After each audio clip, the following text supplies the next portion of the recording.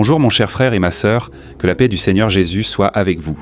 Je suis le pasteur Antonio Junior et je veux vous apporter une parole qui va toucher votre cœur et vous faire réfléchir sur la façon dont vous gérez les problèmes et les défis qui se présentent sur votre chemin. Je veux aussi vous aider à repenser votre vie avec Dieu, afin que vous ne manquiez pas de vivre les plans qu'il a déjà tracés pour vous. Amen. Et à la fin de ce message, je vais prier pour votre vie. Je vais demander à Dieu de vous bénir, de vous couvrir de bénédictions et que le Seigneur vous donne la capacité de faire sa volonté. Mais avant cela, laissez déjà votre like ici, abonnez-vous aussi à ma chaîne et activez la cloche pour recevoir les notifications de YouTube dès que je publierai la prochaine vidéo. D'accord ? Répondez-moi une chose. Êtes-vous de ces personnes qui remettent toujours tout à plus tard et qui trouvent toujours une excuse, une façon de fuir ce défi qui se présente dans votre vie ? Si votre réponse est oui, je dois vous dire une chose. Malheureusement, vos problèmes ne vont pas se résoudre comme par magie, simplement parce que vous n'avez pas voulu les affronter. En réalité, ils vont se multiplier si vous continuez à agir de manière irresponsable. Et peu importe à quel point vous fuyez vos problèmes, peu importe combien vous essayez de faire semblant qu'ils n'existent pas, vous n'y échapperez pas tant que vous ne les aurez pas résolus. D'accord ? Et c'est pourquoi je veux réfléchir avec vous à l'histoire d'un homme appelé Jonas. Je crois que tout le monde connaît déjà son histoire, mais je vais la rappeler ici pour vous et nous allons voir ce qui s'est passé dans sa vie. La Bible dit qu'un jour Dieu a ordonné à Jonas d'aller dans une ville appelée Ninive et de prêcher la repentance à ce peuple.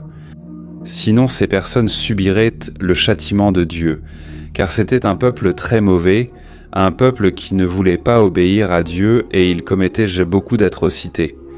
Et vous savez ce qui s'est passé ? Jonas a fui l'appel de Dieu. Il n'a pas répondu à cet appel, au contraire, il a pris un bateau et il s'est enfui vers un autre endroit qui était dans la direction opposée. Et Jonas croyait que s'il s'éloignait de ce problème, tout irait bien et il pourrait continuer sa vie tranquillement. Combien de fois, n'est-ce pas frère, pensons-nous que si nous fuyons le problème, nous allons réussir à trouver la paix, la tranquillité. Mais ce n'est pas vrai. Mais ce n'est pas ce qui est arrivé à Jonas, parce que aussitôt qu'il est monté sur ce bateau pour aller dans un endroit très éloigné, loin de ce défi, Dieu a fait venir une grande tempête sur ce bateau, et les hommes qui contrôlèrent le bateau ont tiré au sort pour savoir qui avait fait cela, qui causait cette tempête. Et croyez-moi, le sort est tombé sur Jonas, et Jonas dormait en bas dans le bateau, puis il a été réveillé par ces hommes. Ces hommes étaient désespérés, car ce bateau allait sûrement couler. Ils ont demandé « As-tu fait quelque chose de mal ? Es-tu redevable envers Dieu ? Pourquoi cette tempête arrive-t-elle » Et Jonas a avoué. Il a dit « En effet, je fuis Dieu et c'est pour cela qu'il permet cette tempête. » Et à ce moment-là, ces hommes n'ont pas eu le choix. Ils ont dû jeter Jonas à la mer. Et quand ils ont jeté Jonas à la mer, Dieu a eu pitié. Dieu a épargné sa vie en faisant en sorte qu'un grand poisson l'avale. Et pendant les 3 jours où Jonas est resté prisonnier à l'intérieur de ce grand animal, Jonas a réfléchi au péché qu'il avait commis en ne répondant pas à cet appel, cette mission que Dieu avait pour lui. Et il s'est alors repenti. J'imagine que cela a dû être terrible de rester à l'intérieur de cet animal, cet endroit sombre, sale, et il a alors demandé pardon à Dieu. Le poisson alors, qu'a-t-il fait ? Il a recraché Jonas sur la terre ferme et alors, après tant de souffrance, Jonas est allé à Ninive et il a prêché la parole. Vous avez déjà entendu cette phrase « Celui qui ne vient pas par amour, vient par la douleur ». C'est exactement ce qui est arrivé à Jonas. Malheureusement, il a dû souffrir pour écouter la voix de Dieu. Et voyons quel a été le résultat du fait que Jonas ait répondu à l'appel de Dieu. C'est dans le livre de Jonas, chapitre 3, à partir du verset 3, il est écrit « Jonas a obéi à la parole du Seigneur et est allé à Ninive. C'était une très grande ville. Il fallait 3 jours pour la traverser. Jonas entra dans la ville et la parcourut pendant 1 jour, proclamant « Dans 40 jours, Ninive sera détruite. » Les habitants de Ninive crurent en Dieu, proclamèrent un jeûne et tous, du plus grand au plus petit, se vêtirent de sacs. Dieu vit ce qu'ils avaient fait et qu'ils avaient abandonné leur mauvaise voie. Alors Dieu se repentit et ne les détruisit pas, comme il l'avait menacé. Regardez cela, frères, Jonas est entré dans cette ville et la Bible dit qu'il s'est mis à courir et à annoncer. Et ce qui prenait 3 jours pour traverser cette ville, Jonas l'a traversé en seulement 1 jour. Et il apportait un message dur, ce genre de message que personne ne veut entendre. Et il a dit, « Regardez, dans 40 jours, Ninive sera détruite.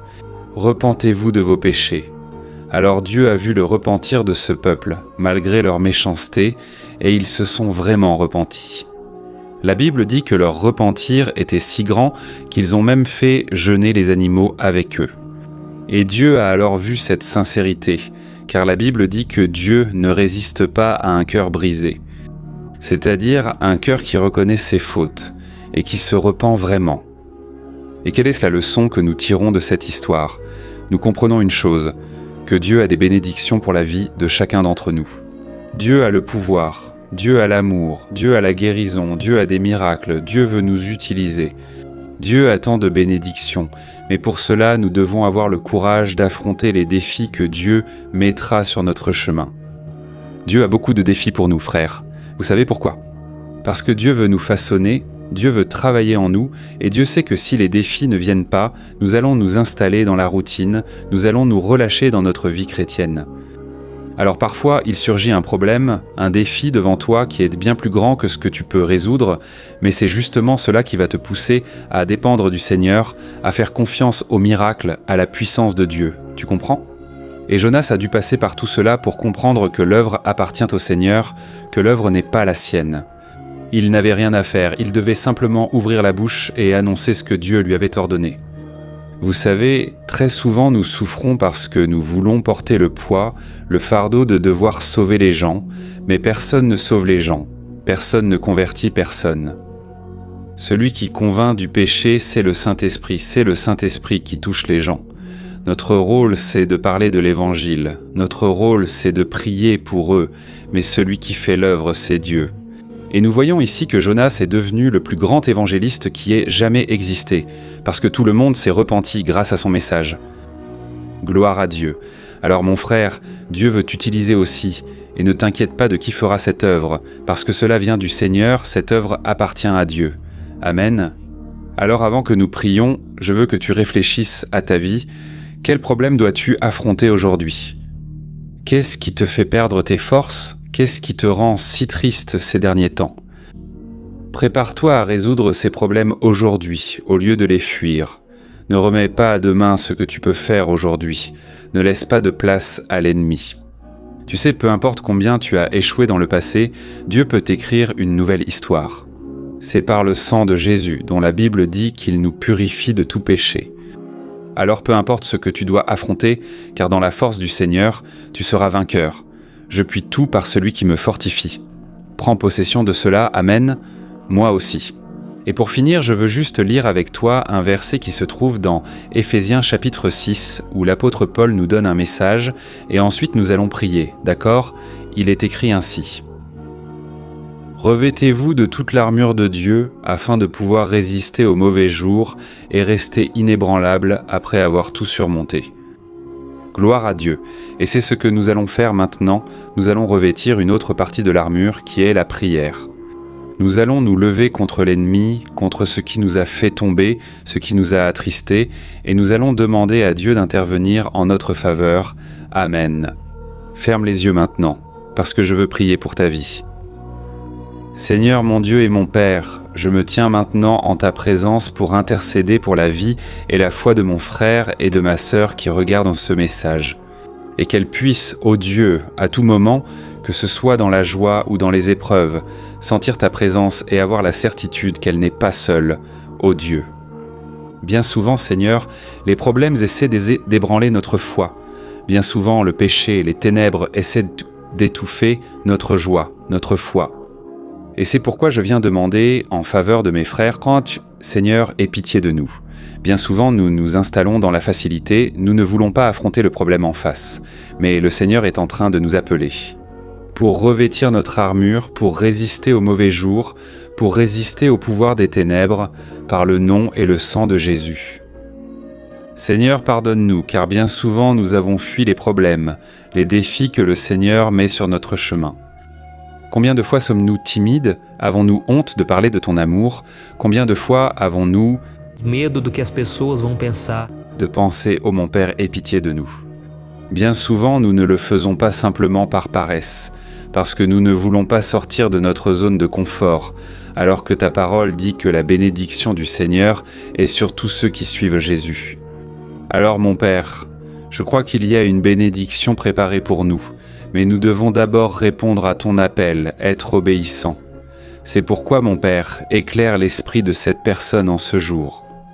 Quelle est la sagesse et le discernement nécessaires pour identifier et résoudre tout ce qui sera placé devant elle? Ne permets pas, ô Dieu, que nous agissions comme Jonas et que nous fuyions pour ne t'obéir qu'après avoir souffert les conséquences. Combien de personnes, mon Père, sont venues par la douleur alors qu'elles auraient pu venir par l'amour? Mais même ainsi, le Seigneur fait en sorte que toute chose concourt à notre bien, parce que le Seigneur nous aime. Le Seigneur ne veut pas que nous subissions les conséquences du péché, de la désobéissance. C'est pourquoi je crois que maintenant ta miséricorde vient sur nous et que le Seigneur nous fortifie pour affronter un jour de plus. Ô Dieu, je te loue, je te remercie, parce que le Seigneur est un secours bien présent au moment de l'angoisse. C'est le Seigneur qui nous revêt de force et nous fait franchir les murailles, comme le dit ta parole. Ô Dieu, merci pour ta protection, parce que le Seigneur est celui qui nous guide en sécurité dans le désert. Le Seigneur ne permettra pas que nous restions abattus. C'est pourquoi j'intercède auprès de Dieu pour cette personne qui est alitée, cette personne qui souffre de dépression, cette personne qui endure les douleurs de ce monde, les afflictions de ce monde. Jésus met du courage, apporte Seigneur un renouveau dans notre vie. Cette personne, mon Père, qui est en difficulté financière, qui se dispute dans son mariage, dans sa famille, ou cette personne, mon Père, qui est au chômage, cette personne qui ne sait pas quoi faire de sa vie, si ce n'est te chercher.